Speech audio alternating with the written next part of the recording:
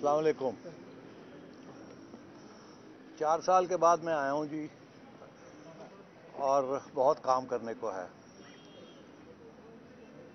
Prime minister साहब का मैं बड़ा मशहूर हूँ।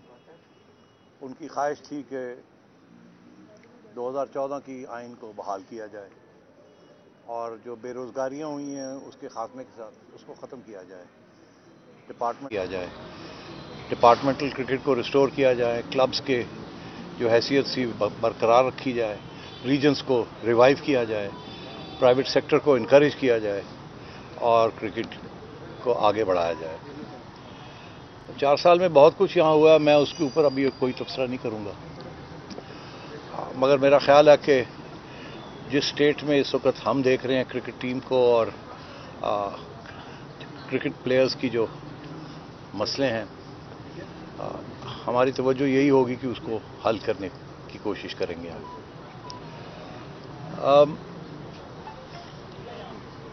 ये कमेटी बना दी गई है।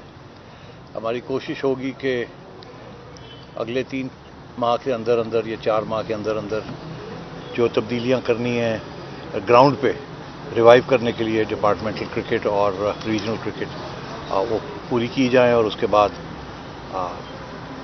2014 की आइन जो है उसको पूरी तरीके से बहाल किया जाए और फिर ये बोर्ड बनेगा इलेक्टेड रिप्रेजेंटेटिव्स का, जैसे पहले था 4 डिपार्टमेंट्स की तरफ से और 4 रीजन्स की तरफ से और 2 प्राइम मिनिस्टर के नॉमिनीज़ होंगे, फिर इलेक्शंस होंगे और फिर हस्ब मामूल बोर्ड फंक्शन करेगा जैसे पहले करता रहा था। तो ये हमारा एजेंडा है। बेसिक एजेंडा डोमेस्टिक क्रिकेट की रिफॉर्म का है। आपको याद होगा कि हमारे दौर में हमने PSL को भी लॉन्च किया और इंटरनेशनल क्रिकेट को भी वापस लेके आए और अब सूरत हाल ये है कि फॉरेन टीम्स आनी शुरू हो गई हैं और मैचेस भी शुरू हो गए। मैं ज़्यादा और बात नहीं करना चाहूँगा।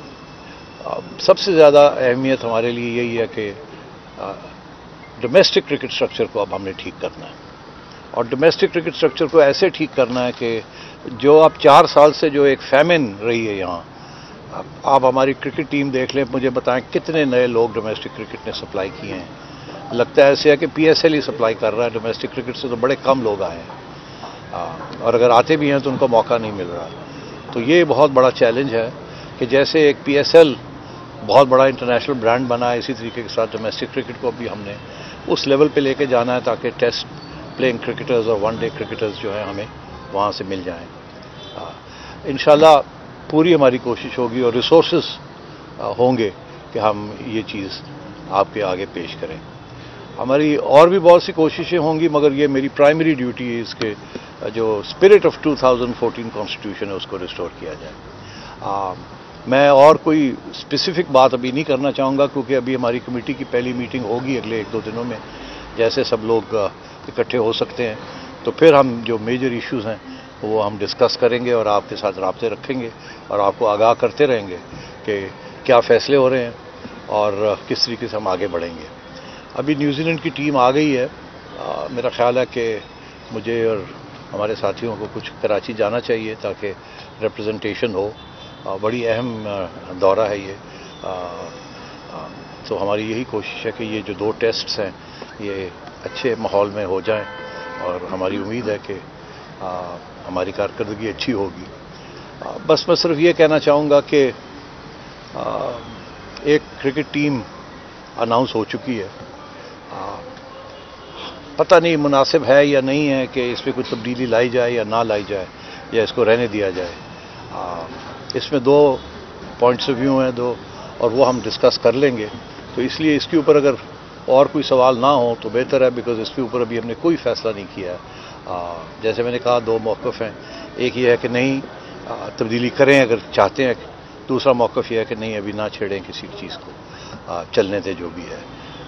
काश कि ये टीम ना अनाउंस हुई होती तो ज़रूर हम इस पर गौर करते और शायद कोई नए आइडियाज़ के साथ अप्रोच करते, मगर शायद वो मौका अभी नहीं है, पर देखेंगे। So with those words I like to close. अब आप अगर कोई सवाल हैं तो 1 by 1 if Sami you could organize it, I be happy to answer. सेठ साहब, इंडिया के साथ हमारा क्या स्टांस होगा क्योंकि एशिया कप हमने करवाना है? देखिए ये अभी it's too early for me to say इस किस्म की स्ट्रेटेजिक इश्यूज़, ये इश्यूज़ जो हैं ये डिस्कस किए जाएंगे हमारी कमेटी के अंदर। अभी तो मुझे ये भी नहीं पता कि यहाँ ऑलरेडी क्या फ़ैसले हो चुके हैं, कितनी गहराई में वो फैसले हुए हैं, क्या सोच थी उनके पीछे।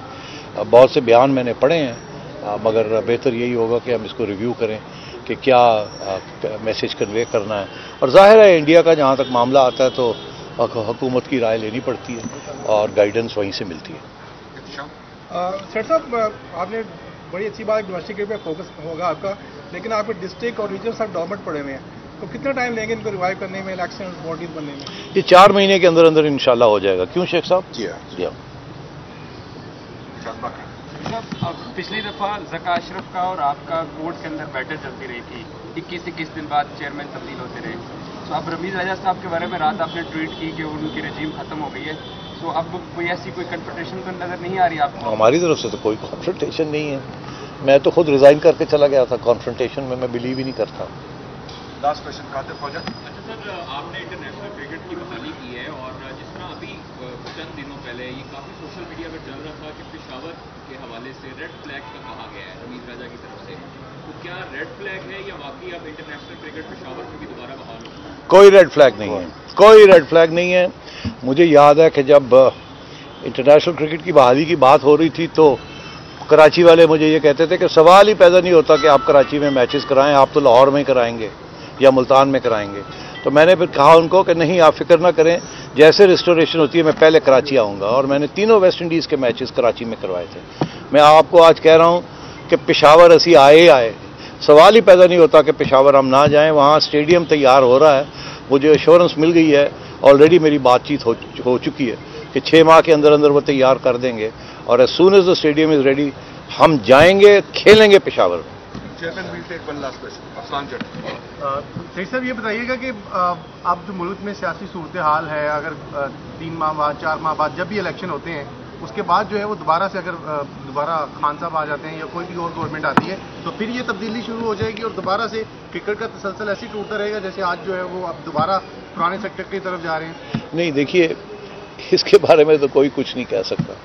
हमें तो ये भी नहीं पता इलेक्शन होंगे कब और कौन जीतेगा या कौन हारेगा। मगर ये बात सही है कि हमारा जो स्पोर्ट्स ऑर्डिनेंस है जिसके तहत पीसीबी ऑपरेट करता है वो कम्प्लीटली डिपेंडेंट है पेट्रन के ऊपर। पेट्रन की बहुत राइट्स हैं इसके अंदर और पेट्रन्स ने पहले भी एक्सरसाइज की हैं और आगे भी वो ज़रूर करेंगे। तो इसके बारे में कोई एश्योरेंस नहीं है। अलबत्ता ये ज़रूर है कि कारकर्दगी बड़ी इंपॉर्टेंट होती है।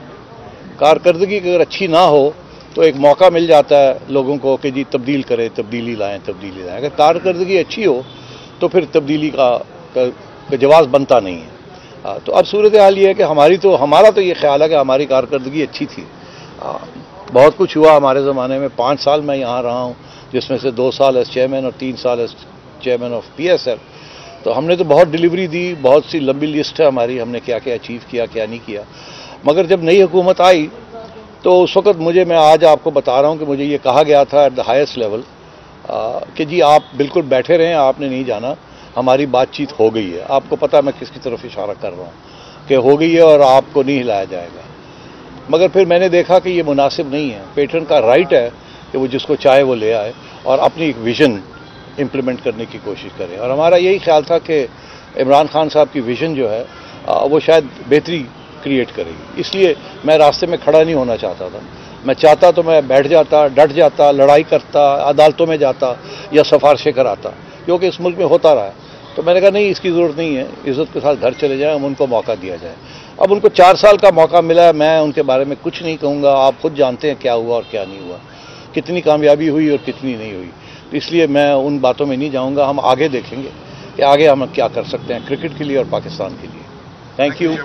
जैसे अब जो भी फैसले होंगे will keep you updated. Thank you. और इंशाल्लाह मैं आपसे ये कहूँ कि मैं आप सबसे साथ राब्ते में रहूँगा।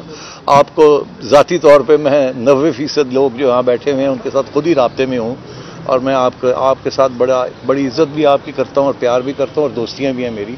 तो किसी को कोई रुकावट नहीं है। आप डायरेक्ट मेरे साथ जब चाहें, आपको पता है कैसे करना है, आप लोग करते भी रहें और इंशाल्लाह मैं हमेशा आपके लिए अवेलेबल रहूँगा। Thank you. Thank you.